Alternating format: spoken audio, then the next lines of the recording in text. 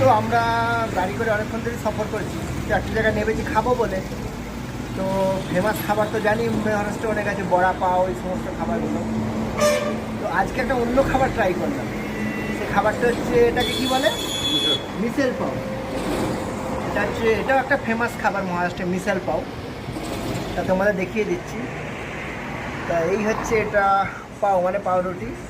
আর Mitchell হচ্ছে এক ধরনের, মানে এটা হচ্ছে তোমার এই আমরা মুখ কড়াই যে সমস্ত বলি, মুখ কড়াই এসবের দিয়ে একটা তরকারি মতো।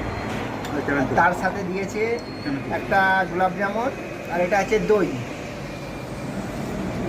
দই তো আমি খাচ্ছি, খেতে দেখছি ভালো খাবার, এমন কিছু খারাপ না।